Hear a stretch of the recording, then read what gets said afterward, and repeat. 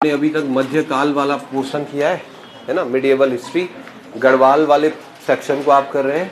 गढ़वाल क्षेत्र पर मध्यकाल में जिस एक वंश ने राज किया उसे नाम दिया गया परमार वंश। ये जो परमार वंश है, इस वंश का संस्थापक राजा हम मानते हैं किसको? कनकपाल।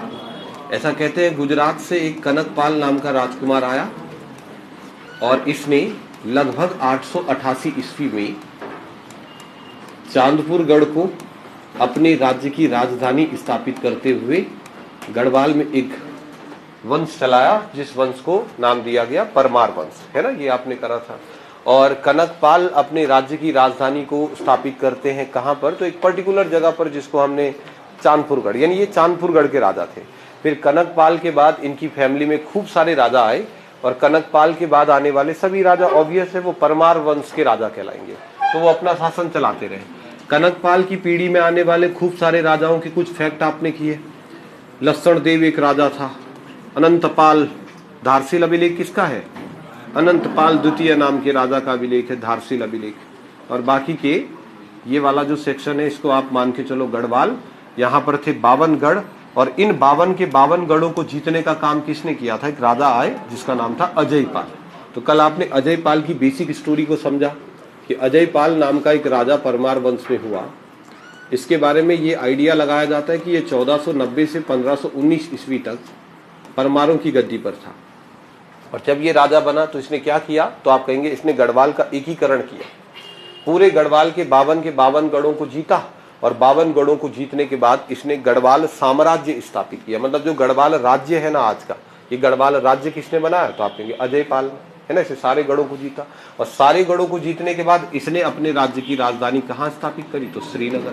तो श्रीनगर जो है इसके राज्य की राजधानी बन गई। अब अजयपाल का पहला पोर्शन तो आपने कर दिया कि भाई इसने क्या किया, कप्पू चौहान से युद्ध लड़ा, ये हुआ वो हुआ, वो तो सारी कहानी हो गई। अब आप सेकंड सेक्शन को समझो कि जब अजयपाल गढ़वाल नाम के राज्य को स्थापित करेगा तो गढ़वाल राज्य को स्थापित करने का मतलब है कि भाई गढ़वाल जो है वो 52 गढ़ों से मिलकर के बना है। यही तो है ना कहानी। 52 गढ़ है और छोटे छोटे 52 गढ़ों को मिलकर के उसने एक राज्य बना दिया। तो थोड़ा सा दिक्कत होगी। क्यों? क्योंकि इस गढ़वाल राज्य में एक हिसाब से आप देखो तो 52 राज्यों के लोग रहते हैं, है ना। 52 गढ़ों का एकीकरण करना मतलब कि 52 गढ़ों का एक बना दिया। तो 52 गढ़ों का एक होने का मतलब है कि 52 राज्यों का उसने एक राज्य बना दिया। तो कैसे एडजस्ट करें? मतलब जो यहाँ के लोग हैं वो पहले अलग गढ़ में थे, अलग गढ़ में अलग रिवाज, रीति रिवाज, नियम सब अलग। यहाँ वालों के अलग रीति रिवाज, यहाँ के अलग रीति रिवाज, अब सब आ गए एक ही में, तो अब बड़ा दिक्कत होगा। इसके लिए ये जो अजयपाल है ये सबसे पहले 52 गढ़ों का एकीकरण करने के बाद या फिर गढ़वाल साम्राज्य की स्थापना करने के बाद पहला काम क्या करेगा? यहाँ पर एक नई सामाजिक व्यवस्था, कुछ नियम बदलेगा, सारे के सारे नियम। तो अजयपाल ने क्या किया, इसके प्रशासनिक कार्य क्या थे, उनकी मैं एक लिस्ट बना देता हूँ। सबसे पहला काम इसने क्या किया? तो संपूर्ण गढ़वाल का एकीकरण करने के बाद, पूरे गढ़वाल का के सभी गढ़ों का एक साथ उन गढ़ों को मिलाने के बाद इसने क्या किया? सबसे पहला काम इसने गढ़वाल में एक नई सामाजिक व्यवस्था प्रारंभ करी। नई सामाजिक व्यवस्था, नई सामाजिक व्यवस्था को प्रारंभ किया। अब इसका मतलब क्या है? इसका मतलब यह है कि भाई इससे पहले जिस प्रकार का समाज था अब वो चेंज हो जाएगा, अभी सामाजिक व्यवस्था बदल जाएगी। और उसने नई सामाजिक व्यवस्था ले आया। कैसी होती है नई सामाजिक व्यवस्था? तो इसमें इसने क्या किया? सबसे पहले इसने ब्राह्मणों के 2 वर्ग बनाए। ब्राह्मणों में जो ब्राह्मण चांदपुरगढ़ के थे, या आप कहो कि इन राजाओं के साथ जो ब्राह्मण गुजरात से आए थे, उसने उन्हें नाम दे दिया सरोला ब्राह्मण। सरोला ब्राह्मण। तो सरोला ब्राह्मणों की नियुक्ति कौन करता है? अजयपाल। और जो इसी राज्य के ब्राह्मण थे, जो यहीं पर रहने वाले ब्राह्मण थे, उसको उसने गंगाणी दे दिया नाम। तो नई सामाजिक व्यवस्था बन गई ना। सामाजिक व्यवस्था में ब्राह्मणों के बन गए 2 वर्ग। एक वर्ग वो राजाओं के साथ आने वाले जो ब्राह्मण थे, उन्हें श्रेष्ठ ब्राह्मण घोषित किया गया, बड़ा ब्राह्मण घोषित किया गया और उन्हें नाम दिया गया सरोला ब्राह्मण। तो गढ़वाल में जो सर्वोच्च ब्राह्मण हुआ करते थे उन्हें सरोला ब्राह्मण कहते हैं। और उनको ये अधिकार किसने दिया? तो राजाओं ने दिया। अजयपाल ने सरोला ब्राह्मणों को बड़े अधिकार दे दिए। क्या थे वो अधिकार? आगे समझना उनको। पर जो यहीं के स्थानीय ब्राह्मण थे, जो इसी क्षेत्र में रहने वाले ब्राह्मण थे, उनको नाम दिया गया गंगाणी। गंगाणी मतलब गंगा नदी के किनारे रहते, तो फिर उनको गंगाणी ब्राह्मण कह दिया गया। इसी प्रकार से जो राजपूत थे उसने राजपूतों के भी 2 वर्ग बना दिए। जो क्षत्रिय थे उनके भी 2 वर्ग बना दिए। कुछ क्षत्रिय वो जो राजा के साथ आए थे, मध्य भारत से, उन्हें राजपूत कहा गया। और जो यहीं के क्षत्रिय थे, इसी क्षेत्र पर रहते थे, उन्हें नाम दे दिया खस। तो राजपूत और खस, इस प्रकार से उसने राजपूतों की भी दो कैटेगरी बना दी। अब पहले क्या था जी, पहले ब्राह्मण है जी, सबके सब ब्राह्मण हैं।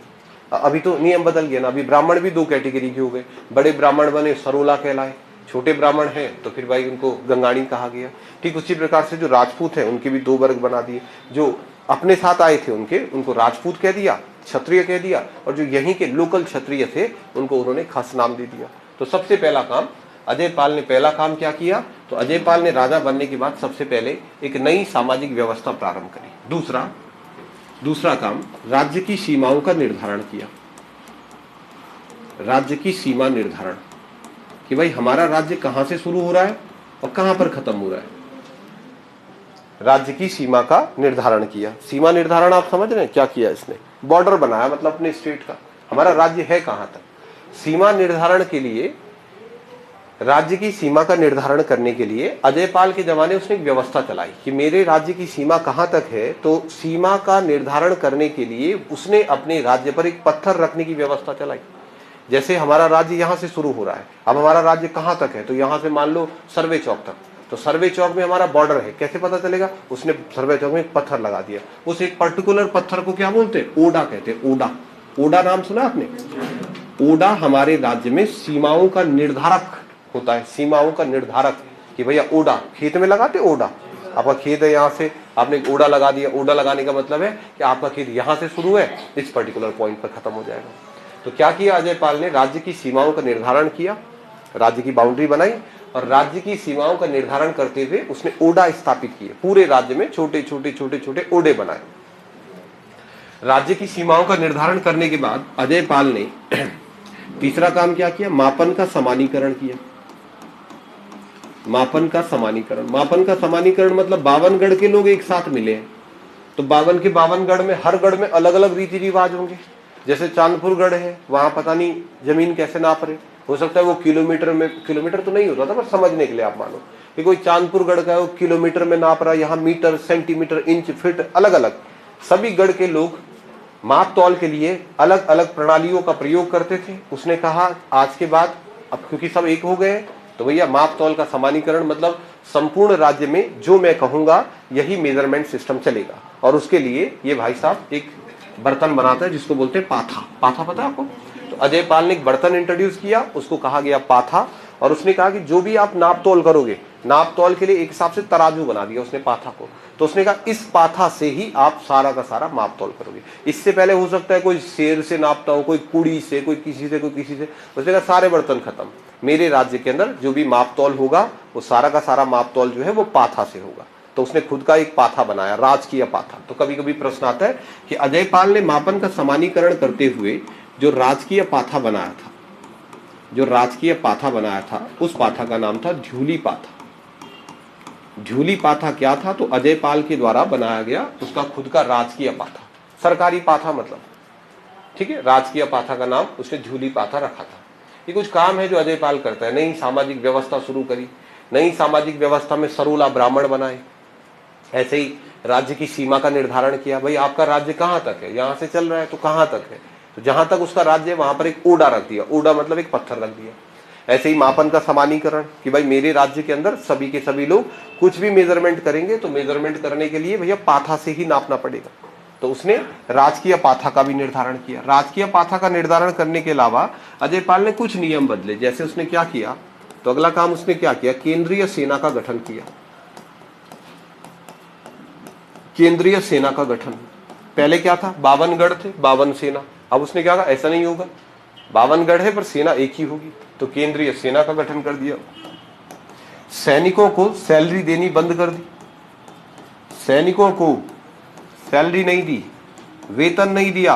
वेतन के स्थान पर, वेतन की जगह क्या दे दी, जमीन दे दी, यथेष्ट भूमि। वेतन के स्थान पर सैनिकों को मन इच्छित भूमि। ऐसे में सैनिक खूब लड़ते थे। उसने कहा जो सैनिक सबसे बेहतरीन लड़ेगा उसको पैसिफिक मॉल के पीछे वाला प्लॉट तो अब लड़ेंगे ना सबके सब। और सैलरी में क्या है, सबको 10,000 मिल रही, मैं क्यों लड़ूं भाई।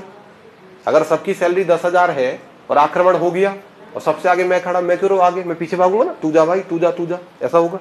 लेकिन अगर कहीं राजा ये डिसाइड कर दे जो सैनिक सबसे बहादुरी से लड़ेगा वो सैनिक, अब देखो इसमें बड़ा फायदा होता है। यथेष्ट भूमि में क्या होता है कि एक पर्टिकुलर काम में एक जगह को डिसाइड किया जाता है। मैं एक उदाहरण दे रहा हूं तुमको ना, मतलब तुम इस बात का चाहे बुरा मानो तो मान लो, कोई दिक्कत नहीं है, पर सच है। मतलब ये अगर मैं ये कह दूं कि भैया कल है शनिवार और कल शनिवार को है टेस्ट, और कल के शनिवार के टेस्ट में जो आया फर्स्ट उसको मिलेंगे 50,000 इनाम है। तो अब आप मुझे बताओ, क्या तुम कल टेस्ट देने आओगे? सब आओगे ना। जिसको ये भी पता है कि मेरे 20 नंबर आते वो भी आएगा, यहाँ वो भी आ रहा 50,000 के चक्कर में ना। जिसके 20-30 नंबर आते हैं वो भी आएगा कल, चाहे कभी नहीं आया होगा कल आएगा, जैसे उसको मिल रहे हैं। भूतो ना भविष्यति, ना पहले मिला तो मिलना थोड़ी है, पर आ रहा ना। तो सपना सब देखते हैं, हर आदमी देखता भाई सपना। यथेष्ट भूमि में ये फायदा है, अगर आप एक चीज डिसाइड कर दो। ये काम ना ड्रीम 11 वाले, समझ गए कंपनी है ना ड्रीम 11, वो कहते हैं पहले वाले को 1 करोड़ मिलेगा, सब लगाए जा रहे हैं। मुझे पता नहीं कितना साल हो गया, डेली टीम लगा रहे भाई। और भाई साहब ये तो छोड़ो, तुम आईपीएल का मैच तो छोड़ो, तुम्हारा भाई फुटबॉल में भी लगाता कि कहीं तो आ जाए 1 करोड़, कभी नहीं। मतलब वो 49 रुपए भी नहीं आता मेरा तो, लोगों को तो वो भी आता। पोदियाल जी का 49 आ जाता, कभी 49 की जगह 80 रुपए आ जाता, मतलब थोड़ा थोड़ा हो जाता। मेरे आज तक 49 भी नहीं आए, तब भी हर दिन टीम लगाते समय मैं ये सोचता हूँ कि आज आएंगे, मतलब ना। और मेरी आदत है जनरली कि जब मैं टीम लगा रहा हूँ ड्रीम 11 में, अब मेरे आसपास कोई बैठा है तो मैं उसको जनरली ये बोल देता हूँ कि भाई अगर जीता ना तो 10 लाख तेरे। अब मेरे को पता है ना कि आना ही नहीं है, लेकिन अगर आप एक इनाम रख दोगे ना तो हर आदमी फिर खूब मेहनत करेगा। जैसे प्रैक्टिस सेट में हम 50,000 फीस रख दे तो हर कोई आता है ना इस उम्मीद से, क्या पता आ जाए, बहुत सीरियस होकर पेपर देगा। तो ऐसे उसने कहा सैलरी नहीं मिलेगी, वेतन नहीं देंगे, वेतन के स्थान पर क्या देंगे? यथेष्ट भूमि। अब आप समझना कि ये जो अजय पाल था, जब इस अजय पाल ने, कल आपने कहानी पढ़ी कि जब ये अजय पाल युद्ध लड़ रहा था, तो युद्ध लड़ने के बाद जब इसने कप्पू चौहान का गला काटा तो उसके बाद इसका हृदय बड़ा परिवर्तित हो गया। और कहते हैं कि कप्पू चौहान के साथ युद्ध करने के बाद अजय पाल ने लड़ाई झगड़े त्याग दिए, पूरी तरीके से ये साधु बन गया। तो आप एक पॉइंट लिखना कि अंतिम समय में अजय पाल ने गोरखनाथ पंथ अपना दिया। अंतिम समय में ये गोरखनाथ पंथ का अनुयायी हो गया, मतलब इसने खुद को साधु बना दिया। लास्ट समय पर जब अजय पाल के साथ, उसके साथ कप्पू चौहान के साथ जब इसका युद्ध हुआ था, उस युद्ध से इसका माइंड इतना चेंज हुआ कि इसने लड़ाई झगड़े त्याग दिए और गोरखनाथ पंथ अपना दिया। इसने गोरखनाथ पंथ को अपना दिया। इसलिए खूब सारे लोग जो है ना, इसकी तुलना राजा अशोक से भी करते हैं। जैसे भारत में अशोक की भी तो कहानी यही है। कलिंग युद्ध के बाद अशोक ने सारे लड़ाई झगड़े छोड़ दिए और उसके बाद वो बिल्कुल बौद्ध धर्म का अनुयायी हो गया।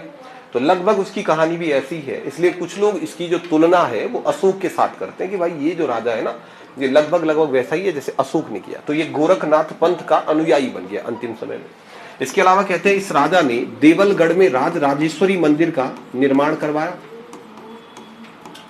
देवलगढ़ के अंदर इस राजा ने राज राजेश्वरी मंदिर का निर्माण करवाया था। ये छोटी छोटी बातें हैं, मतलब कि ना, किसने देवलगढ़ में राज राजेश्वरी मंदिर का निर्माण करवाया, गोरखनाथ पंथ इसने अपना दिया, वगैरह वगैरह। वो पुराना राजा है तो फिर क्या ही पता होगा, पर चलो जितनी भी बात पता है कि इसने राज राजेश्वरी मंदिर का निर्माण करवाया, ये भी एक कहानी है। तो छोड़ो जो भी है, मतलब कि ये है कहानी इस राजा अजय पाल के बारे में। बेसिक कहानी ये निकल के आती है कि भैया ये सब कुछ ऐसी ऐसी कहानी भी। अब मेरी बात को सुनो कि हम इसके बारे में इतना कैसे जान पा रहे हैं। इसके पहले के राजाओं के बारे में तो हमें कुछ नहीं पता, इसके बारे में कैसे पता इतना कुछ? क्योंकि जिसने इतिहास लिखवाया, जिस राजा ने इतिहास लिखवाया, मानसा, उसने अपने राज दरबारी कवि को कहा कि तू लिख। मतलब मैं कह रहा हूं मैं राजा हूं और मैं कह रहा हूं राज कवि को लिखो। उसने कहा बताओ कहां से कहानी शुरू करे, और इसने कह दिया करो हमारे एक दादाजी थे उनका नाम था अजय पाल, बताओ उनके बारे में। तो सुना होगा ना इसने घर वालों से, भाई ऐसा था, उसने ये किया, उसने ये किया। तो ये सब मानवोदय काव्य में लिख दिया गया। अब अजय पाल की कहानी पूरी लिख दी, राजकवि भरत ने इसकी पूरी कहानी लिख दी। अब वो एंड पे आ गया और उसने कहा कि मैंने लिख दी तेरे परदादा की कथा पूरी, अब बता लास्ट में, एंड में, जैसे भाषण देते समय लास्ट में उपसंहार होता है, अंत में, चलो भाई अब मैं इसकी कहानी बंद करने वाला हूं, अब आप बताओ क्या लिखें इसके बारे में, कुछ ना कुछ तो लिखना पड़ेगा। तो अब राजकवि भरत ने कुछ बड़ी बड़ी बातें बोली, लिखो इसके बारे में। जैसे अपनी फैमिली के जो लोग हैं, आपके परिवार के जो लोग हैं, आपसे बड़े जो लोग हैं, उनके बारे में कुछ भी बातें बोलते समय आप लास्ट अच्छा अच्छा लिखोगे ना।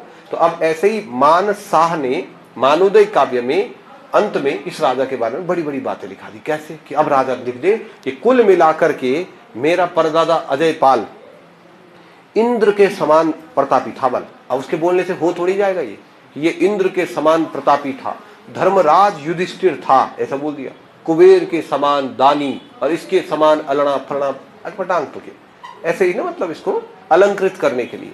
तो कई बार क्या हुआ कि इस स्टेटमेंट को पढ़ते पढ़ते अब प्रश्न बनने लग गए भाई। अब तो उत्तराखंड में प्रश्न भी बन जाते हैं, अजय पाल के अंदर से प्रश्न बना देते कई लोग कि गढ़वाल का इंद्र कौन, ये बना अजय पाल, क्यों है? तो गढ़वाल का युधिष्ठिर कौन है?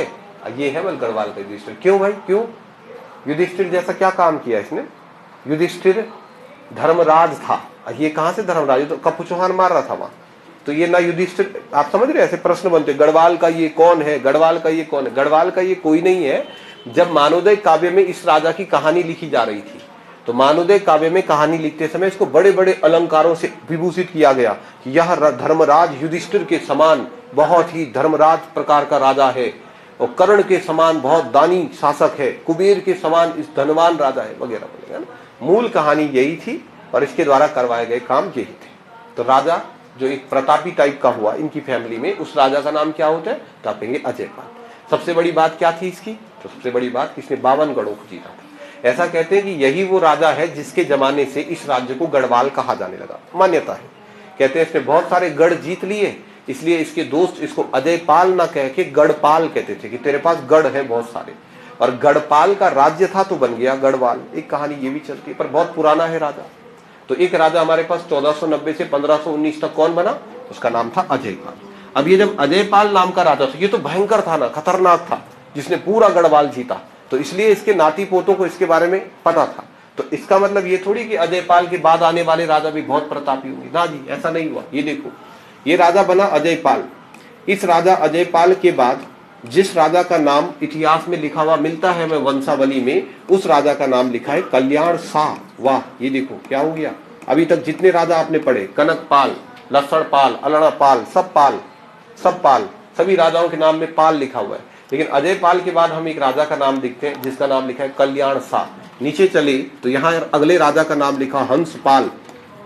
यहाँ नीचे गए तो एक राजा का नाम लिखा है जीत पाल, हंस पाल, जीत पाल, अनंत पाल, विजय पाल, ऐसे राजाओं के नाम लिखे। तो हमने कहा बीच में ये कैसे आ गया साहब?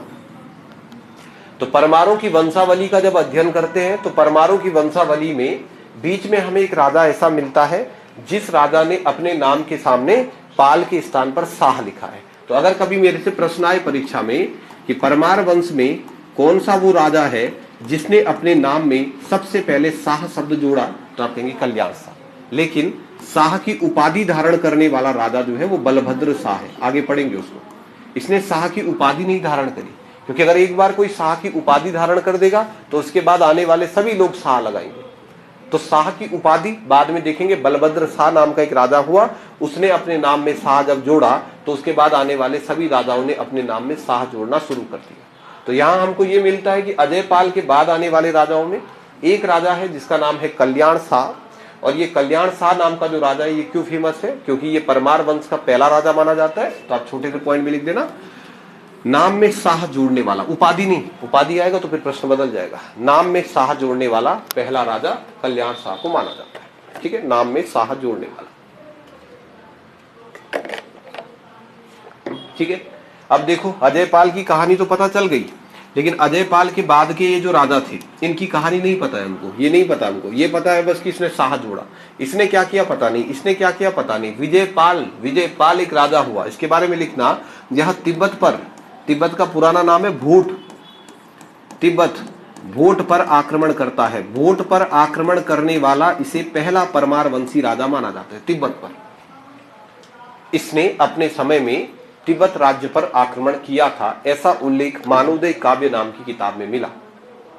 ठीक है, मानोदय काव्य नाम की जो पुस्तक है उसमें ये उल्लेख मिला कि इन परमारों में जो राजा विजयपाल थे उन्होंने तिब्बत राज्य पर आक्रमण किया था। सुना होगा ना मानसा ने, अपने पिताजी अपने दादाजी से सुना होगा कि हमारी फैमिली में एक राजा थे, हमारे तुम्हारे जो परदादा थे या दादा थे, उन्होंने तिब्बत राज्य पर आक्रमण किया था। तो यहाँ से कोई स्पेसिफिक स्टोरी नहीं बन के आई। क्या प्रश्न आपके पास बने? अजय पाल के बाद के राजाओं में अगर आपसे प्रश्न बनता है कि किस राजा ने अपने नाम में शाह सबसे पहले जोड़ा था? कल्याण शाह। और तिब्बत पर आक्रमण करने वाला राजा विजयपाल। इनके बारे में कुछ खास बातें पता नहीं। अब देखो जी, विजयपाल के बाद जो राजा बना ना, उसका नाम है, पहले सुनो आप, उसके नाम है सहजपाल। इसके बाद जो राजा है ना, उसका नाम है बलभद्र शाह, देखो इधर। और इसके बाद जो राजा है ना, उसका नाम है मानसा। अब बोलो इतिहास लिखवा कौन रहा है? तो अपने पापा के बारे में सब जानता होगा और दादा के बारे में भी जानता होगा। इसलिए इसके बाद जो राजा आएंगे ना, उनकी हमको एक एक कहानी पता है, जूते का कलर, चप्पल का रंग, सब पता है, क्योंकि अब लिखना शुरू हो गया इतिहास। इससे पहले चल रहा था तुक्का। ये भाई साहब किसकी कहानी? अजय पाल कौन है? इसका पापा, दादा, दादा का दादा का दादा का, बहुत झड़दादा है, सीधा बहुत पुराना है ना, परदादा झड़दादा है, पर खतरनाक था। तो कहानी आगे कैरी होती रही। जैसे इसने इसको सुनाया तो होगा ना, बेटा मेरे पिताजी भयंकर था, दादा तेरा, इसने इसको सुनाया, मैं क्या, तेरा दादा भयंकर, तेरा दादा, तो कथा चल गई आगे। अब जब ये वाला दादा था ही नहीं भयंकर, तो सुधी थोड़ी बोलेंगे कि भयंकर था। कि इसने जब पूछा हो कभी ना, विजयपाल ने जब जीतपाल से पूछा हो कि कैसे थे हमारे दादाजी, तो उसने कहा ऐसे ही था, बस नॉर्मल थे, ये भी नॉर्मल था, ये भी नॉर्मल था, ये खतरनाक था। तो इसकी कहानी आगे कैरी हो गई। तो जब हम विजयपाल के बाद के राजाओं पर आएंगे, यहां देखो सहजपाल, तो अब हमको एक एक कहानी पता है सबके बारे में। क्यों? क्योंकि कहानी लिखने वाला इसका पोता है, मानसा लिखवा रहा है इतिहास। तो यहां से हम उत्तराखंड के इतिहास के उस फोज में पहुंचते हैं जहां से हमें लिखित इतिहास मिलना शुरू होता है। लिखा हुआ है, लिखा हुआ है, हमको बस सिर्फ पढ़ना है। तो चलो अब आप टॉपिक डालो। सबसे पहले इन राजाओं में, परमार वंश के राजाओं में कौन राजा बना? अजयपाल, उसके बाद कल्याण शाह, हंसपाल, जीतपाल, विजयपाल, और विजयपाल के बाद राजा हुए सहजपाल। अब आप किसी राजा को छोड़ नहीं सकते और उसकी कहानी को भी नहीं छोड़ सकते।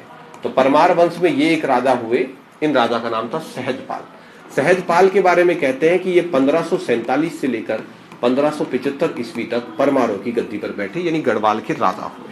चलो जी, अब गढ़वाल राज्य को थोड़ा विस्तृत होकर के देखो। ये जो राज्य है ना गढ़वाल, ये बेसिकली था क्या यहाँ की कहानी। तो उस समय का गढ़वाल राज्य मतलब ऐसा थोड़ी ही होगा आज की तरह।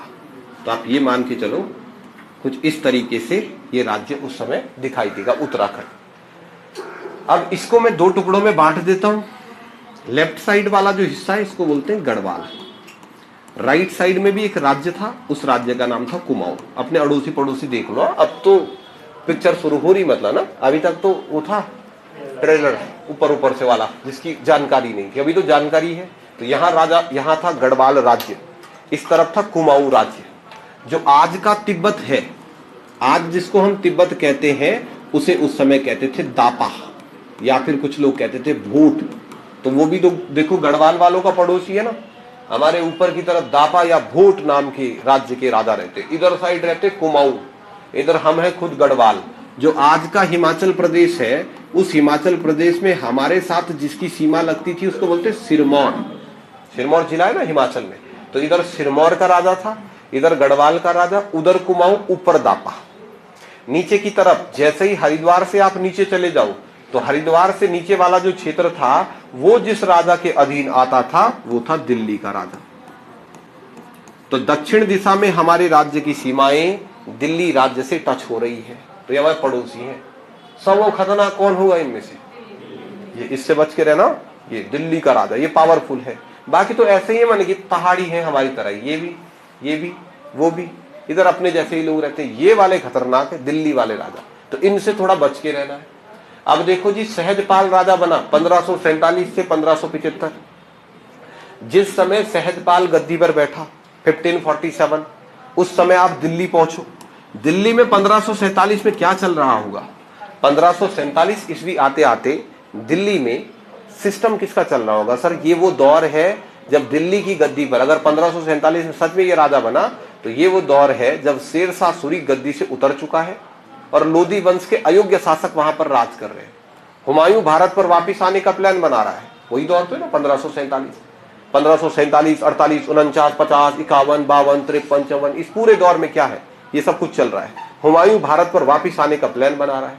लगभग 1555-56 के आसपास हुमायूं वापिस भारत पर आया। भारत पर आकर के उसने अफगानों की सत्ता उखाड़ी और भारत का राजा बन गया। हुमायूं लंबे समय तक टिक नहीं पाया। 1556 में हुमायूं की मृत्यु हो गई और हुमायूं की मृत्यु होते ही 1556 में दिल्ली की गद्दी पर कौन राजा बैठा? अकबर। और अकबर जो है ना, वो मुगलों में सिर्फ राजा नहीं है, पूरे मुगल वंश के अंदर अकबर सिर्फ राजा नहीं है, आप ये समझो एक प्रतापी राजा है, बहुत खतरनाक राजा। तो दिल्ली की गद्दी पर अकबर, इसका मतलब हमारे गढ़वाल की राजगद्दी पर जो राजा बैठा उसका नाम क्या है? सहजपाल। तो यहां देखो, यहां राजा है सहजपाल और वहां दिल्ली की गद्दी पर जो राजा बैठ गया अकबर। अब जब हम इतिहास को पढ़ते हैं और ध्यान से देखते हैं तो हम यहाँ ये देखने की कोशिश करते हैं कि ये जो राजा था ना अकबर, इस राजा अकबर के समय इसने अपने विजय अभियान चलाए।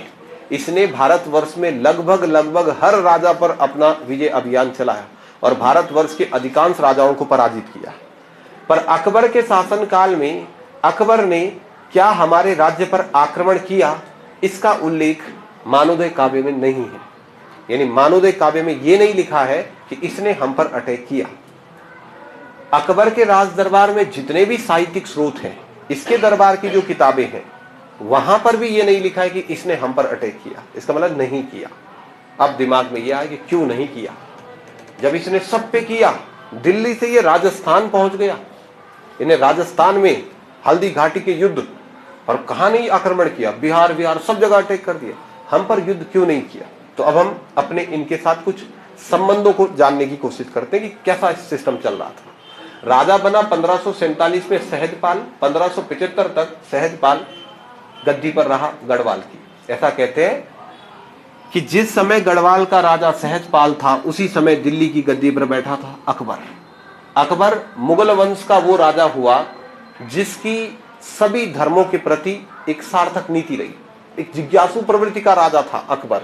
वो ये जानना चाहता था, बहुत सारी जिज्ञासाएं थी उसके मन में, और वो पूछते रहता था भगवान कौन है, ईश्वर कौन है। अलग अलग इबादत खाना आपने पढ़ा होगा ना कि अकबर के दरबार में उसने इबादत खाना बनाया था। अलग अलग धर्म के लोगों को बुलाता, उनसे शास्त्रार्थ करता था, उनसे प्रश्न पूछता था कि आपके धर्म के अनुसार ईश्वर कौन है, क्या है, जानने की कोशिश करता था हर धर्म के बारे में कुछ। हिंदू धर्म में जो दावे किए जाते हैं उनसे अकबर कई बार ना, मतलब ऐसा हो जाता था कि यार ऐसा कैसे हो सकता है। हिंदू धर्म में बड़े बड़े दावे होते थे, ईश्वर, भगवान, ये सत्ता के लिए। तो ऐसा ही एक दावा जब अकबर के सामने पेश किया गया, जहां पर हिंदू धर्म के लोगों ने अकबर को बताया कि ये जो गंगा नदी है ना, ये गंगा नदी को राजा भगीरथ स्वर्ग से पृथ्वी पर लेकर के आए। तो अकबर हंसने लगा, उसने कहा चल मजाक कर रहा। तो उसने मां कसम खाई, मां कसम राजा भगीरथ स्वर्ग से लेकर के आए। तो उन्होंने कहा कहां से आती है नदी? अकबर ने पूछा ना, ये जो गंगा नदी है आती कहां से है? तो हमने कहा स्वर्ग से आती है। ये नदी कहां से निकलती है? स्वर्ग से। तो अकबर ने कहा ए बात बताओ, अगर स्वर्ग से आती है ना तो चलते हैं नदी किनारे किनारे, इसका मतलब मैं इस नदी के किनारे किनारे किनारे किनारे चलते रहूं तो क्या मैं स्वर्ग पहुंच जाऊंगा? तो लोगों ने कहा हाँ और क्या, जाके देख ले, ये बात चेक कर ले। तो अकबर के मन में ये जिज्ञासा जगी कि अगर सच में गंगा जो है ना वो स्वर्ग से आती है तो ये बात जाके देखना था यार भाई ना। तो उसने अपने कुछ वैज्ञानिक तैयार किए और अपने वैज्ञानिकों को कहा जाओ रे, जाते रहना जाते रहना, लास्ट में थोड़ा रुक जाना, पता चला स्वर्ग ही पहुंच गए।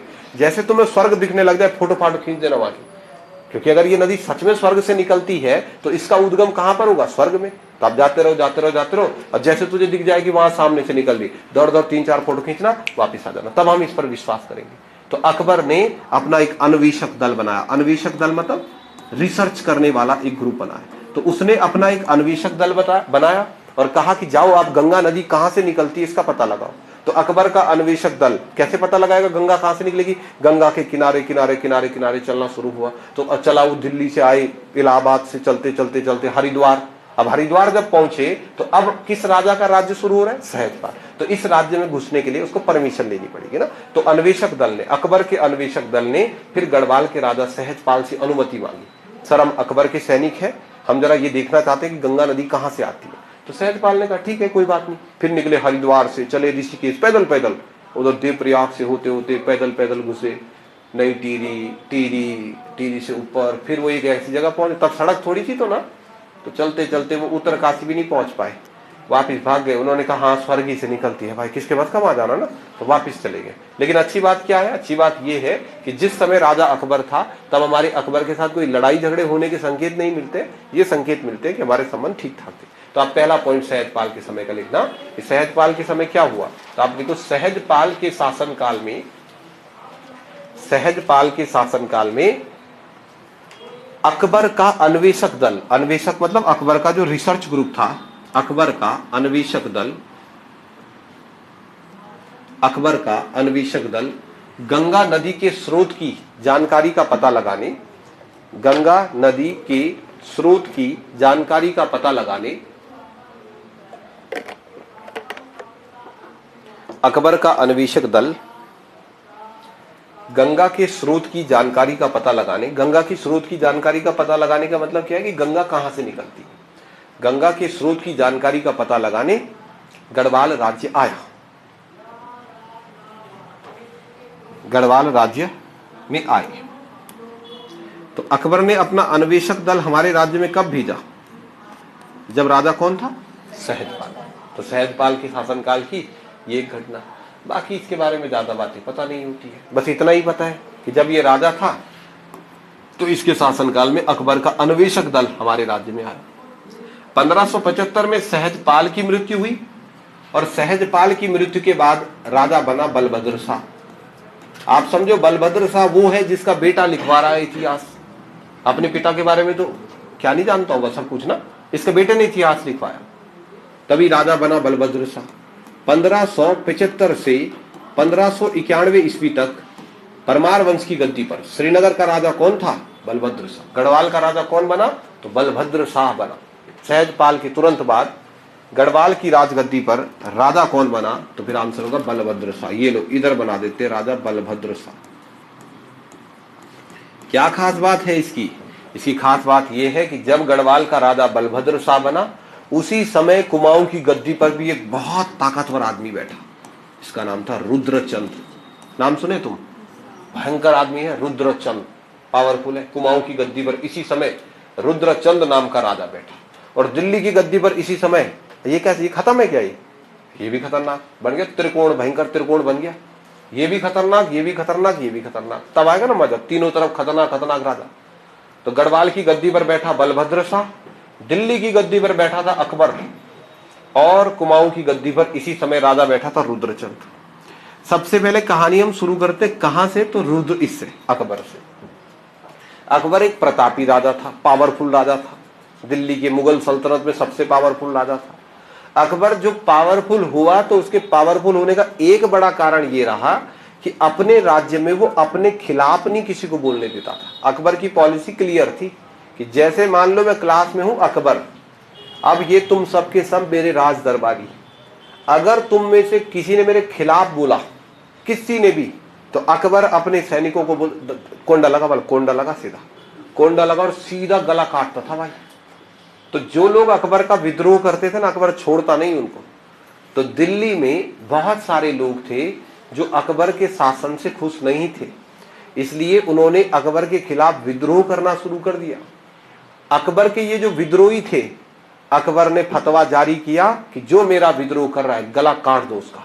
अब आप सोचो जरा, क्लास में मैं ऐसा बोल दूं जो मेरे विरोध, कहीं तुमने हल्ला किया गुरजी मुर्दाबाद, गुरजी मुर्दाबाद, मैं लाया बंदूक, और बंदूक लाया, तुमने सोचा ऐसे दिखाने को मार, और धड़ धड़ दो को मार दिया, तो पीछे वाले जितने विद्रोही है तुम्हारे पास दो ऑप्शन है, या तो तुम बोलो गुरजी सॉरी सॉरी सॉरी, या तो सीधा भागो। ज्यादा बेटर क्या है, भागो ना भाई। जब विद्रोहियों का दमन हो रहा है तो यहां रुक के फायदा नहीं है।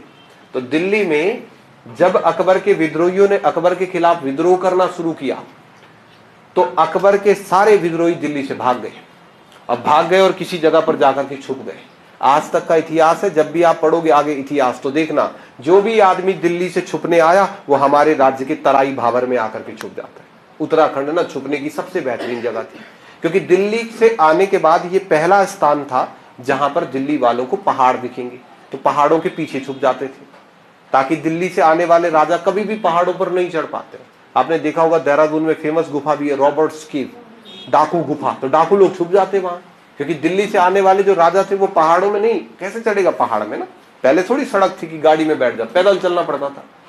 तो ऐसा कहते हैं अकबर के जितने भी विद्रोही थे, अकबर के विद्रोही दिल्ली से भागे, और दिल्ली से भागने के बाद यहाँ छुपे हुए थे, कहाँ, जहां आज कोट द्वार है ना, ये इधर जंगल में आकर के इधर बैठे हुए थे। इधर दूसरी तरफ राजा कौन बना? बलभद्र शाह। इसने राजा बनते ही सबसे पहला निर्णय लिया, मैं अपने राज्य की सीमाएं देखना चाहता हूं, मैं अपने राज्य को देखना चाहता हूं, कहां है मेरा राज्य। गया सेना के साथ, यहां देखा, और इसके परदादा अजय पाल ने ओडा लगा रखा था ना, ओडा चेक किया, ओके ठीक है, ये है बॉर्डर, अच्छा ये है। फिर यहाँ पता किया वहां कौन रहता, बोले वहां मत देख, वहां दापा रहता।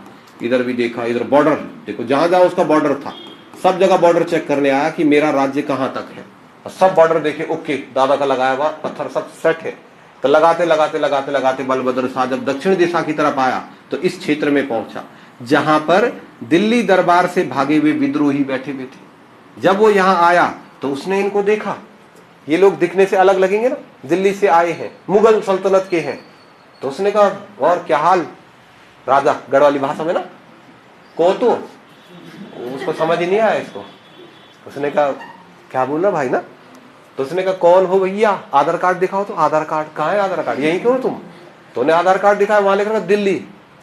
हम उसने कहा दिल्ली दूसरे देश का, हमारे देश में, यहाँ क्यों आया तू? तो इन्होंने पूरी कथा लगाई, सर देखो ऐसा है, बात सुनो, हमारा राजा से गला काटता है सीधा, हमारा राजा से गला काटता है, काटने वाला तो बड़ी मुश्किल से छूट के आए, सर प्लीज हमको यहाँ छुपा दो, हम छुपे हुए हैं यहाँ, हम अकबर के विद्रोही हैं, हम कई वर्षों से छुपे हुए हैं यहाँ। अकबर परेशान, अकबर को टेंशन हो रही दिन भर, कहाँ गए विद्रोही, अब विद्रोही यहाँ चुप रहे चुपचाप।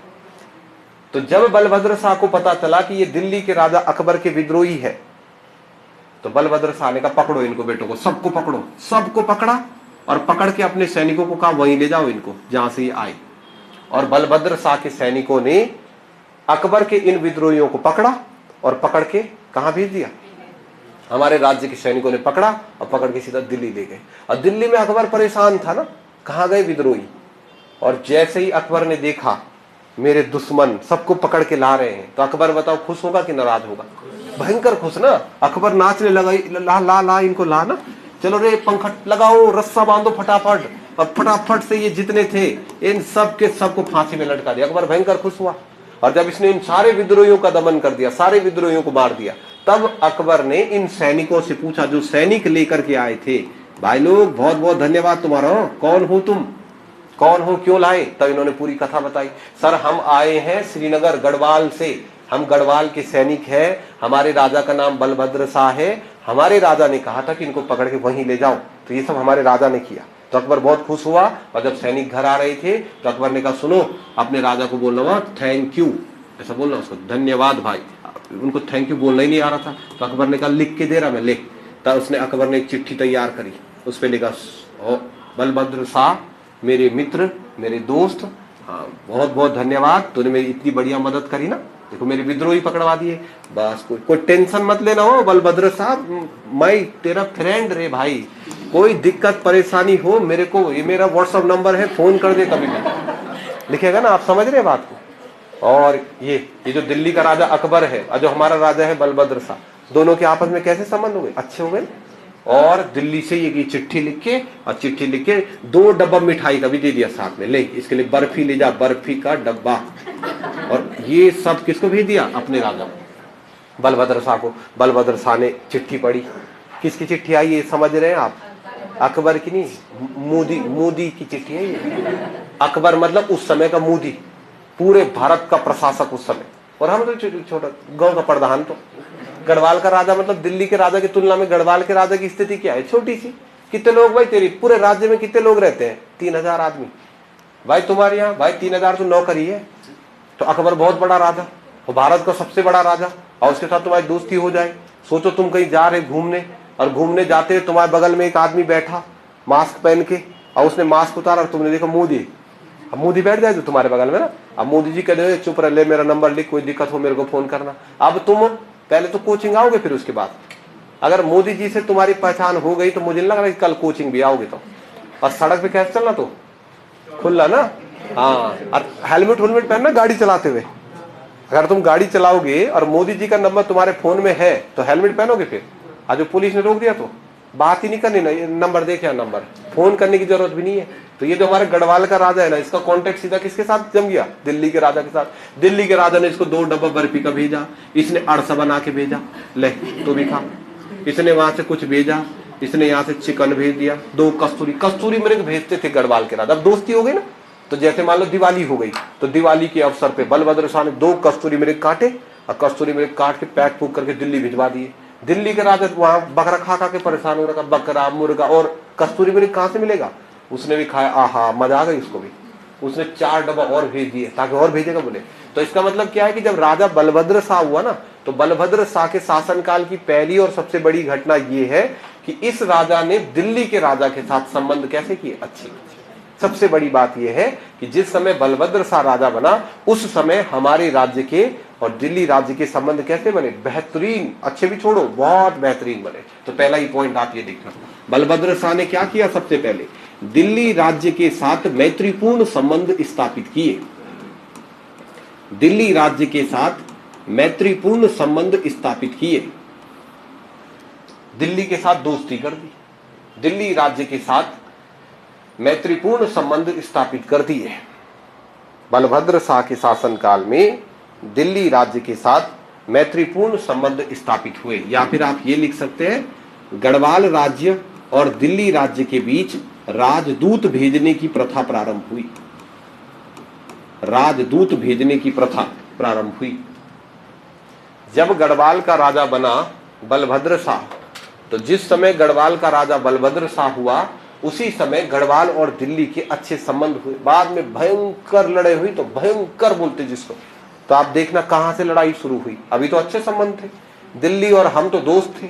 तो दिल्ली राज्य के साथ मैत्रीपूर्ण संबंध स्थापित हुए, या आप कहो कि दिल्ली राज्य और गढ़वाल राज्य के बीच राजदूत, राजदूत मतलब क्या? अपना दूत भेजने की प्रथा जो शुरू हुई। अब बलभद्र शाह का दोस्त कौन बन गया? अकबर। डर लगेगा किसी चीज से?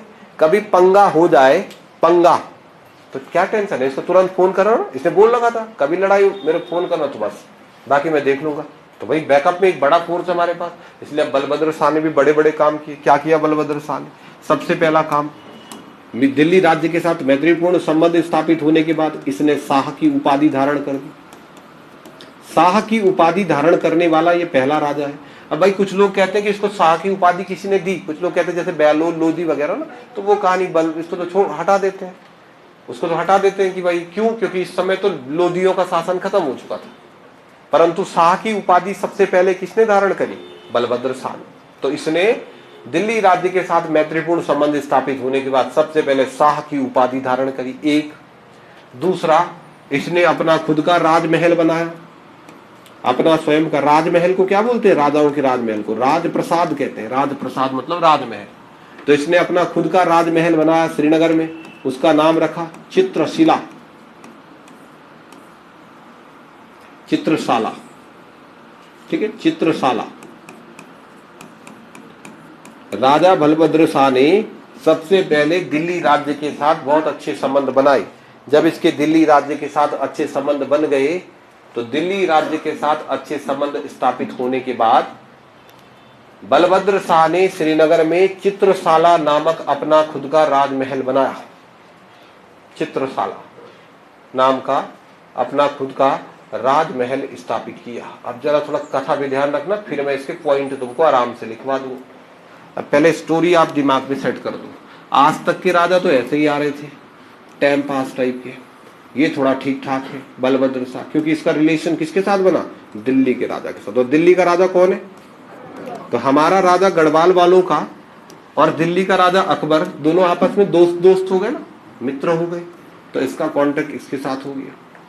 इसी समय जब ये कहानी चल रही थी, इसी समय आप चंद्रवंश में पढ़ोगे तो अकबर और रुद्रचंद के बीच भी लड़ाई हो गई। अकबर ने हम पे नहीं किया अटैक, क्यों? क्योंकि हमने कस्तूरी मिर्च दिया उसको, मिठाई मिठाई आदान प्रदान हो रहा था, तो हमारे पे नहीं किया अटैक। पर ए भाई ने थोड़ी दिया कस्तूरी मिर्च। तो इसने, अकबर ने रुद्रचंद यानी कुमाऊं राज्य पर करवा दिया आक्रमण। इसने अपने शासन काल में इधर अटैक कर दिया, खुद नहीं गया, अपना सैनिक भेजा। दिल्ली दरबार से अकबर के सैनिकों ने जब रुद्रचंद पर आक्रमण किया, तो रुद्रचंद की सेना और दिल्ली की सेना के बीच युद्ध हुआ। दिल्ली की सेना मतलब सुसज्जित सेना, जिसको लड़ना आता है। दिल्ली से जब ये लड़ाई हुई, सबसे आगे पैदल सैनिक, घुड़सवार, उससे भी आगे तोप, बंदूकें, तोपखाने। एक तरफ रुद्रचंद की सेना, ये पहाड़ी सेना, कहां जा रहा? चल लड़ने, भगोरे सब। हाथ में क्या ले जा रहा? तलवार, कोई डूंगा उठा रखा, कुल्ला दथड़ा लेके चले, किसको मारना? संख्या कितनी? 3-4 हजार। ये कितने आ रखे? 1.5 लाख। दोनों की जब लड़ाई हुई तो उस लड़ाई में रुद्रचंद हार गए। किस किस के बीच लड़ाई, आगे पढ़ेंगे चंद वंश में। रुद्रचंद और अकबर के सैनिकों के बीच 1568 में लड़ाई हुई और उस लड़ाई में रुद्रचंद हार गया। जब रुद्रचंद हारा तो ये जो नीचे ये जो तराई भाबर है ये अकबर ने छीन लिया। फिर सेना वापिस गई। कुछ सालों के बाद रुद्रचंद ने वो तराई भाबर की जमीन वापिस ले ली। जब रुद्रचंद ने वो तराई भाबर की जमीन वापिस ली, ये बात अकबर को पता चली तो अकबर ने फिर से भेजा अपना सेनापति हुसैन खां टुकड़िया। अकबर का एक सेनापति था हुसैन खां टुकड़िया। हुसैन खां टुकड़िया अपनी सेना के साथ कुमाऊं के बॉर्डर पर खड़ा हुआ और कहा उसने रुद्रचंद को, आजा लड़ने के लिए। तो रुद्रचंद ने कहा, यार क्यों लड़ना, बता एक बात बता, कितने हो तुम, मुगल सेना हो कितने? तो इनने कहा हमें 1.5 लाख। तो रुद्रचंद ने कहा तुम हो 1.5 लाख और हमें 1200, हम टोटल है 1200 आदमी। इसमें भी 200-300 दिहाड़ी पे ला रखे जिनको लड़ना भी नहीं आता। हम 400-500 है भाई लड़ने वाले। भाई तो कुछ भी करना यार, जीतना तुम नहीं है ना, कहीं से भी लड़ो। 1200 आदमी 1.5 लाख को मार सकते क्या? पिक्चर में मार सकते, पिक्चर में तो एक आदमी भी मार देता कईयों को ना। उसने कहा देख यार भाई, हारना तो हम नहीं है, हम 1200 हैं, तुम 1.5 लाख हो, एक एक झापड़ भी मारोगे तो मर ही जाएंगे हम। तो उसने कहा देख हम तो युद्ध हार ही रहे, हिम्मत है ना तुम में, हिम्मत है तुम में तो सिंगल फाइट आ जाओ, सिंगल। एक यहां से मैं रुद्रचंद और वहां से तू आ जा हुसैन खां टुकड़िया। तो उसने कहा पागल है क्या, सिंगल सूंगा, बस सेना में लड़। तो रुद्रचंद ने कहा डर गया ना। उसने कहा अच्छा बेटा डर गया, सिंगल में डर रहा क्या? तो उसने कहा नहीं डरा नहीं। तो उसने कहा नहीं डरा तो आ लड़ फिर सिंगल। तो हुसैन खां टुकड़िया को उसने बातों बातों में फंसा दिया। तो टुकड़िया ने कहा चल ठीक है फिर आ जा, टुंगड़ा में आ, यहाँ से ये आया, यहाँ से ये आया। और जब हुई सिंगल फाइट, रुद्रचंद ने ऐसा कचाया ना इसको भयंकर, जब अकेला अकेला हुआ तो हुसैन खां टुकड़िया का टुकड़ा कर दिया उसने भयंकर। तो हुसैन खां टुकड़िया हार गया फिर और भागा वहां से सीधा दिल्ली। और हुसैन खां टुकड़िया भागा दिल्ली में, सर जी हम युद्ध हार गए। तो अकबर ने पूछा कैसे भाई, 1.5 लाख की सेना कैसे हार गई? उसने कहा 1.5 लाख की नहीं थी, सिंगल फाइट थी, इकपा बोलते थे युद्ध को ना। उन्होंने कहा सर इकपा हुआ। तो हुसैन खां टुकड़िया के टुकड़े तो फिर अकबर ने किए। तेरे को किसने बोला ना, तेरे को बोला किसने सिंगल लड़ने के लिए? अकबर बड़ा टेंशन में हो गया। क्यों? कि भाई इतिहास में लिखेंगे भाई वो अकबर जो कहीं नहीं हारा जीवन में। वो अकबर की सेना किससे हारी? कुमाऊं की इतनी सी सेना से। कितने आदमियों से हारे रे? 1200। बेइज्जती भी हो रही। तो अकबर ने कहा इतिहास में बेइज्जती हो जाएगी, इसलिए अकबर ने रुद्रचंद को अपने दरबार में बुलाया कि इधर आ रहे रुद्रचंद ना, अपने दरबार में बुलाया। फिर रुद्रचंद को अपने दरबार में लाया, खातिरदारी करी इसकी बढ़िया से। क्यों? बड़े राजा इतिहास से डरता है तो इसकी बढ़िया से खातिरदारी करी, खिलाया पिलाया इसको। और फिर जाते टाइम बोले लिखना मत, हाँ पिछली बार जो हुआ था ना, दोस्त है यार तू, हम तो दोस्त है, लिखना मत अपनी कॉपी में कि सिंगल फाइट मत लिखना ना। तो उसने कहा माँ कसम मैं नहीं लिखूंगा, मना कर दिया उसने लिखा भी नहीं। हम थे छिदर, हमने लिखा। कहानी आगे तो बढ़ेगी ना। इसने भी नहीं लिखा, इसने पेज फाड़ो, इस पेज को फाड़ो भाई, इतिहास में कहेंगे हम हारे।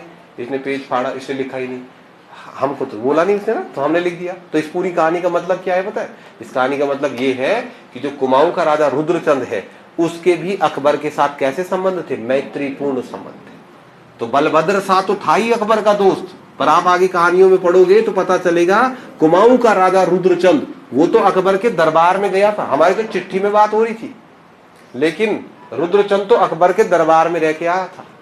जब रुद्रचंद अकबर के दरबार से वापिस लौटा 1589 में, ये अकबर से मिलने गया था रुद्रचंद, और जब ये वापिस लौटा ना तो अकबर के, इसके बारे में कहते हैं रुद्रचंद के बारे में कि जब ये अकबर से मिल के लौटा, उसके दरबार में रह के लौटा, तो उसके बाद रुद्रचंद ने अपने कॉलर नीचे करे ही नहीं कभी, उसने कॉलर खड़ा कर दिया।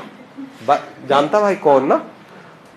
अकबर का फ्रेंड, मोदी जी का दोस्त, जैसे आज प्रधानमंत्री है वैसा था उस समय अकबर। तो उसके बाद तो रुद्रचंद तो भैया उसने पूरे कुमाऊं को, जैसे गढ़वाल का एकीकरण किसने किया? अजय पाल, सारे गढ़ जीते ना, वैसे कुमाऊं का एकीकरण किया रुद्रचंद। उसने कुमाऊं के सारे राजाओं को तबाह कर दिया, जितने राजा थे वहां। तब कुमाऊं की एक छोटी कहानी समझना कि दिल्ली से लौटने के बाद रुद्रचंद को रोकना लगभग असंभव था। कुमाऊं के लोग बहुत डरते थे उससे। क्यों? कि जहां युद्ध हो जाए वो फोन नंबर दिखाता था, याद है अकबर, मिलाओ नंबर अभी, तो लोग ऐसे ही डर जाते थे। तो उसने पूरे कुमाऊं के राजाओं को तबाह कर दिया। जब उसने सारे कुमाऊं के राजाओं को पराजित किया तो पूरे कुमाऊं में एक राजा बचा हुआ था। देखो यहां बागेश्वर का एक राजा बचा हुआ था। बागेश्वर के राजा का नाम था सुकाल देव, ये लास्ट बचा था। बाकी रुद्रचंद ने पूरे कुमाऊं के राजाओं को पराजित कर दिया और सबको अपने साम्राज्य में मिला दिया। अब लास्ट राजा बचा हुआ था बागेश्वर का, उसका नाम क्या था? सुकाल देव। तो सुकाल देव ये जानता था कि अगला काल मेरा ही आएगा। जब सब निपट गए ना, तो सुकाल देव ना खुद को बचाने के लिए और सुकाल देव मदद मांगने के लिए इस राजा के पास आया, गढ़वाल वाले राजा के पास। वो सीधा यहाँ आया, उसने कहा यार भाई हमारे यहाँ भयंकर राजा है और हमने सुना कि उसके पास मोदी जी का नंबर भी है और मार रहा भाई सबको, अब अगला नंबर मेरा है। तो इसने क्या, उसमें क्या दिक्कत है? नंबर तो मेरे पे भी है। इसने कहा ना नंबर तो मेरे पे भी है अकबर का। तो डर मत, मैं हूं तेरे साथ, जैसे ही तेरे राज्य पे आएगा ना मैं तेरे साथ हूं। और ये बात किसी ने जाके रुद्रचंद को कह दी कि सर जिसको हम मारने वाले हैं अब सुकाल देव, उसकी मदद गढ़वाल का राजा कर रहा है। और रुद्रचंद बड़े एटीट्यूड में था उन दिनों। तो रुद्रचंद ने कहा अच्छा गढ़वाल का राजा मदद कर रहा उसका। तो रुद्रचंद ने कहा सुनो रे, पहले हम गढ़वाल वाले को मारेंगे, पहले इसको मारेंगे अब फिर उसको मारेंगे, अब दोनों को मारेंगे एक साथ। तो सेना बड़ी खुश हुई, उसने कहा चलो आक्रमण करते हैं। और रुद्रचंद अपनी सेना लेकर के 1591 में सीधा किस पर अटैक कर दिया? बलभद्र शाह, गढ़वाल पर उसने आक्रमण कर दिया। जैसे ही गढ़वाल पर आक्रमण हुआ और बलभद्र शाह टकाटक फोन मिला दे सीधा, हाँ भाई अकबर भाई तूने बोला था जब जरूरत पड़ेगी ना, आज जरूरत है, भेज सैनिक। और उधर से रुद्रचंद ने भी फोन कर दिया। फिर उसने रुद्रचंद से पूछा लड़ाई किससे हो रही? बोले बलभद्र रुद्रचंद। तो उसने कहा रहने दो यार, दोनों ही दोस्त हो, तुम लड़ लो तुम दोनों लड़ लो ना, मैं किनारा हूं यार, तू भी दोस्त वो भी दोस्त। तो ये तो साइड हो गया अकबर।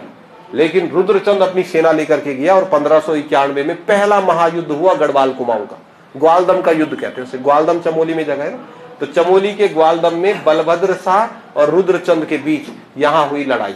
भाई युद्ध में कितने बड़े राजा क्यों ना हो, एक ना एक को तो हारना पड़ेगा ना। तो जब लड़ाई हुई 1591 में, तो 1591 की उस लड़ाई में रुद्रचंद पराजित हुआ, हार गया रुद्रचंद। और आप देखोगे अगर मध्यकालीन इतिहास को, तो मध्यकालीन इतिहास में प्रजा को हारने वाला राजा नहीं चाहिए, हारने वाला राजा किसी को पसंद नहीं। तो रुद्रचंद 1591 में युद्ध हारा और युद्ध हारने के बाद जब वापिस लौटा तो उसके राज्य में लोगों ने उसको जीने नहीं दिया। और भाई खड़े कॉलर क्या हार गया, अबे बेइज्जती कराई तूने ना, लुटे डुबा दिया तूने। बोले अबे खत्म ना सब, हर कोई आ रहे, तू तो बोला था तेरे पे मोदी का नंबर है, अब खत्म ही है ये। उसके अगल बगल सब यही बात कर रहे, खत्म है रे ये, वो ही है खतरनाक गढ़वाल वाला। तो रुद्रचंद ना चुप नहीं रह पाया, रुद्रचंद 1 साल तक रह नहीं पाया, क्योंकि हर कोई आदमी उससे यही कहता था कि भाई तू तो बोलता था कि मैं बहुत भयंकर हूँ। तो भयंकर है तो कहाँ बात करेगी। मेरा दोस्त था ना नकोटी, उसमें पढ़ता था मेरे साथ पॉलिटेक्निकल में, एक था मेरा दोस्त, और उसके फादर क्योंकि उसमें थे आर्मी में। जब मैं देहरादून आया तो मैं बहुत आलसी था, 10-10, 11-11 बजे उठता था और वो सुबह 4 बजे उठा देंगे, खड़ा उठ। उसके पापा उठाते होंगे उसे, और फिर 4 बजे उठा के मुझे दौड़ाने ले जाता था। अब पहली बार गए भाई उसके साथ दौड़ने हम, तो हम लोग रहते थे वहां पित्थो वाला, उधर शिमला बाईपास की तरफ है। उसने मुझे वहां से दौड़ाना शुरू किया और ग्राफिक कॉलेज तक दौड़ाते रहा। मैं ग्राफिक कॉलेज तक जैसे तैसे दौड़ा, वहां मैं सड़क किनारे लेट गया। अब विक्रम में आया, फिर मैं घर, मेरे बस की नहीं थी भाई ना। तो वो डेली सुबह उठे, चलो ऐसा कर। उसके बाद उसने उधर अगल बगल में और हमारे क्लासमेट रहते थे ना, उनको भी इकट्ठा कर दिया। और कुछ दिन बाद ना नकोटी भाई हमारा वो बन गया कोच। सुबह उठो और सुबह उठ के ऐसा करो, हाथ ऐसे में दौड़ते हैं, लॉन्ग जंप हाई जंप। हमारा नहीं था भाई ये लॉन्ग जंप हाई जंप ना, और कराते रहते ऐसे करो। इतने में ना आर्मी की भर्ती आ गई। एक बार आर्मी की भर्ती निकलती, अब आर्मी की भर्ती आ गई। वो उसका बहुत तैयारी करता था, प्रिपरेशन। हमें बहुत ज्यादा शौक नहीं था, पर हाँ वो हमें पता था भाई बस का नहीं है। उसने कहा इस बार मैं तुमको आर्मी में निकलाऊंगा। तो हमारे मन में भी एक मोटिवेशन आ गया। हमने कहा ठीक है नकोटी भाई तैयारी करा दे। और तैयारी क्या की करनी, तो दौड़ की तैयारी करा दे। अब नकोटी भाई हमको फील्ड में ले जाए, 1-2 बार परेड ग्राउंड भी लाया। अब सिट्टी रखता था मुंह पे, ऐसे करते रहता ना, सिखाने वाला था। लॉन्ग जंप ऐसे क्यों मार रहा, पैर उठा ऐसे क्या, हमको क्या पता इसके बारे में। अब पूरा प्रोग्राम खत्म हो गया। अब आया वो दिन जिस दिन सच में भर्ती थी, और भर्ती वाले दिन सुबह से भाई हमको मोटिवेट करिए, केला खाना, बीच में ऐसा करना, पानी नहीं पीना। और हम भी बीच भीड़ से उठ के नकोटी भाई को ढूंढ रहे, नकोटी भाई कैसे हो गया यार, तो चक्कर भी आ रहे, ऐसा करो। अब आया दौड़ने का नंबर, तो वहां बहुत सारे बच्चों को दौड़ाते ना, तो यहाँ हम लोग वो सब खूब सारे बैठे हुए। हमसे आगे वाले गैंग में नकोटी भाई बैठा, हमारे साथ नहीं बैठा, हमसे आगे वाले गैंग में बैठा। तो हम सब देख रहे ना, कोच साहब ना नकोटी भाई हमने देखते रहो इसको। अच्छा बोला क्या इसने एक बात हमको बोली कि भाई आर्मी की उसमें भर्ती में मैं तो 5 बार जा रखा बोले इसमें, अब 5 के 5 बार रेस में हो जाता बोले मैं अंदर, पता नहीं किसमें होता बाहर। तो हम भी हाथ जोड़ के बैठे थे यार नकोटी भाई की रेस देखते। नकोटी भाई जैसे दौड़ना शुरू हुआ ना, 1 कदम 2 कदम ऐसा रगड़ा वहां के, 2 ही कदम बस, 1 कदम 2 कदम, गांव में बोलते छाटी लगी, छाटी बोलते जिसको, लमलेट हो गया कि वहां। उसके बाद जैसे तैसे उठा तो ऐसा भाग रहा है, गोल ट्रैक था ऐसा गोल वाला ट्रैक, पूरी भीड़ ना यहाँ से भाग रहे, यहाँ पे गिर गया था ये। और ये जो लड़के भाग रहे, इन लड़कों में नकोटी भाई यहाँ भीड़ पहुंच गई यहाँ। समझो तुम नकोटी भाई का हाल। नकोटी भाई भागा भागा भागा, पहले राउंड में ऐसी हुआ, सुनो ये देखो ये है नकोटी भाई और बाकी पहुंच गए यहाँ पे। दौड़ते दौड़ते नकोटी भाई पहुंचा यहाँ, बाकी लोग पहुंच गए यहाँ पे। नकोटी का पहला ही चक्कर नहीं हुआ अभी, अब वहां दूसरा लग गया बाकियों का, और ये भागते रहा भागते रहा। अब तीसरी बात समझो तुम, नकोटी भाई तीसरे नंबर पे पहुंचा यहाँ इधर, और बाकी भीड़ पहुंची यहाँ। तो बाकी भीड़ का था ये कौन सा चक्कर, ये था उनका तीसरा चक्कर, और नकोटी भाई का ये दूसरा चक्कर। लेकिन कंफ्यूज हो गए सबके सब, और नकोटी भाई सबसे आगे भाग रहा हो यहाँ पे। अब वो आर्मी वाले बड़े कंफ्यूज हो गए, इसका तो सेकंड था ना, और उनका थर्ड हो गया ये। और नकोटी भाई यहाँ से थोड़ा तेज तेज भागने लगा, तो एक आर्मी के रहते जवान वहां पे ना, उन्होंने डंडा दिखा उसको, इधर बाहर आ बल तो जैसे इस अंदर गोले में बुलाया इसको। उसके बाद हमारा नंबर आया, हाँ हम बाहर हुए, हमारे पास तो वैसे भी नहीं था ना, पर कोच बाहर हो गया, 2 राउंड भी नहीं मार पाया, पूरा 2 राउंड ऐसा धीरे, और भागते हुए तो भाग रहा पीछे ना, अपना आप लग रहा था तो खत्म है। तो हमने तो भाई 2 चक्कर खूब भागे, मतलब ना ऐसा नहीं कि 2 चक्कर खूब भागे, तीसरे चक्कर में तमीज से आए बाहर ना, थक के तमीज, ये नहीं लमलेट नहीं हुए वहां, ऐसा छाटी नहीं लगा मतलब कि। अब शाम को जब मुलाकात हुई ना, शाम को जब ये पूरा खत्म हो गया, तो शाम को भी मुलाकात, हमने कहा कल से उठा के दिखा हमको ना, 2 महीने से भाई 2 महीने से लगाए, मैं ऐसा तैसा 5 बार रेस ऐसा भाग रहा हूँ, जॉगिंग कर रहा था ना, दौड़ता थोड़ी था। जब वो कोच था हमारा तो दौड़ता थोड़ी, सिट्टी मार, ऐसा करो ऐसा करो। तो ये हालत इसकी हुई रुद्रचंद की, मैं ऐसा मैं तैसा। जब लड़ने का दिन आया, अब उस दिन रुद्रचंद पराजित हो गया। अब रुद्रचंद को गुस्सा आया, उसने कहा मैं दिखाता तुमको, रुद्रचंद ने। अब जैसे ही उसने कहा कि अब मैं तुम्हें दिखाता, तो अगले साल वो फिर अपनी सेना लेके निकला 1592 में, और सीधा उसने गढ़वाल पर अटैक किया। और गढ़वाल पर अटैक करके बलभद्र शाह के घर के बाहर खड़ा हुआ और सीधा गाली देने लगा, ओ आवे बाहर। ओ बलभद्र शाह, आ भाई तेरे चक्कर में गाली सुन रहा ना, तूने मुझे हराया और मेरे राज्य के लोग सोने नहीं दे रहे। तो खूब उसने वो हल्ला करना स्टार्ट किया। कब? 1592 में, अगले साल आया। तो जब इसने गढ़वाल राज्य में आके रुद्रचंद ने हल्ला मचाना शुरू किया, तो दरवाजा खुला और अंदर से 18-19 साल का एक लड़का आया। उसने कहा, वो भाई सुन, गाली मत दे पहली बात ना, हाँ पहली बात गाली मत दे, जिसको तू दे रहा गाली, जिसको तू गाली दे रहा ना, बलभद्र वो है मेरे पापा। अब पिछले साल मर गए वो, देखो 1591 में ना बलभद्र शाह कब मर गया था। तो उसने कहा देखो जिसको गाली दे रहे वो है मेरे पापा, वो मर गए, अब हूँ राजा मैं और मेरा नाम है मानसा। अब बोल, लड़ना है तो हाँ बोल, नहीं लड़ना तो ना बोल, पर गाली पापा को मत दे, मतलब मेरे को दे ले चाहे तो। पापा को गाली दे, मेरे पापा मर गए भाई। तो फिर रुद्रचंद ने कहा गए, मर गया वो कब? तो उन्होंने कहा बस तुम गए उसके 2-4 दिन बाद हो गया था काम ना, गए पापा तो। अब मैं हूँ गढ़वाल का राजा, और बताओ क्या दिक्कत है। तो रुद्रचंद ने कहा मैं हूँ कुमाऊं का राजा। अब गढ़वाल के राजा ने कहा चल फिर आजा, आजा लड़ाई। तो रुद्रचंद ने कहा पागल है क्या, छोट कितने साल गए तू? 18। बेटा तेरा भाई 64, तेरे से क्या लड़ना ना, ये छोटू है तू। राजाओं के लिए तो मान सम्मान होते ना, 64 साल वाले ने 18 साल। तो रुद्रचंद ने कहा ना तेरे से नहीं लड़ रहा मैं। तो रुद्रचंद वापिस लौटा। वापिस लौटे हुए पर जाने का क्या हुआ, जीत गए इस बार। तब रुद्रचंद कह रहा कि जीतना क्या था यार, वहां 18 साल का था ना लड़का, इसलिए हमने अटैक नहीं किया। तब पर जाने का फेंक फेंक फेंक तू ना, फेंक भाई तू। 18 साल वाले से भी डर गए। प्रजा थोड़ी समझ गई इस बात को, प्रजा समझ ही नहीं थी। उन्होंने कहा रहने दे भाई, पिछली बार भी हारा, और लोग आपस में बात करे भाई ये दोबारा हारा शायद, बता नहीं रहा ये दोबारा ना। तब रुद्रचंद को गुस्सा आया, तो रुद्रचंद ने अपना पूरा गुस्सा ना इस पे निकाला। फिर यहाँ गया, यहाँ सुकाल का काल निकाला, फिर उसने इसको मारा। फिर सुकाल देव को, बैजनाथ का युद्ध हुआ, फिर इनको लिखेंगे ना बाद में। उसने सुकाल देव की हत्या करी, तेरे चक्कर में ही हुआ ये सब कुछ। लेकिन जब वो गढ़वाल से वापिस लौट रहा था ना, तो गढ़वाल से वापिस लौटते समय बलभद्र शाह ने इसको कहा कि सुन मानसा, तो 18 साल का है इसलिए नहीं लड़ रहा तेरे साथ, ये मत समझना कि हम हार गए, मेरा लड़का आएगा तेरे से लड़ने जो तेरी उम्र का है ना। मैं नहीं लड़ रहा, मैं 64-65 साल का, तेरे पापा के उम्र का था ना। तो उसने कहा मैं जा रहा, मेरा लड़का आएगा, वो मारेगा तेरे को। तो इसने कहा ठीक है भेज दियो, जल्दी भेजो तेरे लड़के को। तो रुद्रचंद जब मरा तो रुद्रचंद का लड़का था लक्ष्मीचंद। नाम सुन रखा तुमने इसका?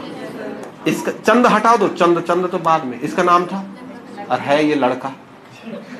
बोलो तो तेरा, इसका नाम रखो लक्ष्मी, तुम्हारा नाम रखो, तेरा नाम हो तो कैसा ना नहीं रखा ना घर वाला। राजा है लड़का और उसका नाम रखा लक्ष्मी। लक्ष्मी था ना, था लड़का पर था लड़की, मतलब शांत था बेचारा के। इसको कुमाऊं के इतिहास में तो गौ राजा, गौ शांत आदमी बिल्कुल, जी हाँ जी ना जी, इसको बोलते लक्ष्मीचंद। शांत बिल्कुल, जिसकी आवाज ही ना निकले तो ये था लक्ष्मीचंद। रुद्रचंद ने लक्ष्मीचंद को मरते समय पूरी कथा सुनाई। सुन बेटा लक्ष्मी, वैसे लग तो नहीं रहा तेरे बस का है ना, पर देख बेटा इज्जत वाली बात है, इतिहास की बात है, हम हार रखे हैं, बस तूने देख, बस वहां जाना, तेरी उम्र का है मानसा, बस वहां जाना और बस उसको पराजित करना है कैसे भी करके, मान सम्मान वाली बात है ना। तो ये रोई रोई आवाज बोला, जी पापा बोला, करूंगा पापा, जरूर करूंगा जरूर। तो लक्ष्मीचंद उसने वादा लिया इससे, रुद्रचंद ने वादा कर लक्ष्मीचंद, लक्ष्मी बेटा वादा कर, तू गढ़वाल राज्य को कैसे न कैसे करके पराजित करेगा। तो इसने बोल दिया हाँ, रोते रोते बोला पापा वादा है बोल। और बस उसके बाद एक अजीब कहानी शुरू हुई। अब ये हर बार आया पिटा गया, आया पिटा गया, बार बार आते रहा। लोगों ने रोका, कहाँ जा रहा वहां, बार बार ना हमेशा पिटता था ये, हारता था लक्ष्मीचंद। तो लोगों ने रोका कहाँ जा रहा, पापा ने बोला खबर। अबे पापा ने बोला पर एक बार बोला होगा पापा ने ना। तो तुमको पता है लक्ष्मीचंद ने 7 बार अटैक किया गढ़वाल राज्य पर, और गढ़वाल के राजा ने 7 बार मारा उसको। गढ़वाल के राजा ने बहुत बेइज्जती करी। लक्ष्मी बेचारा शरीफ था, शरीफ आदमी ना। गढ़वाल के राजा जैसे युद्ध शुरू होता तो इसको बोलते ओ सियाल, सियाल बोलता था इसको। सियाल होता ना गांव में, देखा तुमने सियार। तो ये युद्ध में हारता, हारने के बाद घर भाग जाता, तो सियाल रखा इसका नाम। बिराली रखा, बिल्ली, बिराली, सियाल, अटपटांग नाम। लेकिन इसने करना, पापा ने बोल रखा तो जाना ही जाना है। तो 7 बार इसने गढ़वाल पर। तो आप समझो गढ़वाल और कुमाऊं के बीच बलभद्र शाह से एक ऐसा संघर्ष शुरू हुआ, लड़ाई शुरू हुई, वो लड़ाई रुकी नहीं। बलभद्र शाह के शासनकाल से गढ़वाल कुमाऊं के संघर्ष शुरू हो गए, अभी रुकेंगे नहीं। अभी गढ़वाल ने कुमाऊं को, कुमाऊं ने गढ़वाल को, कुमाऊं ने गढ़वाल, गढ़वाल चलता रहेगा। ठीक है, तो कल इस स्टोरी को लिखते हैं, आज इतना करो।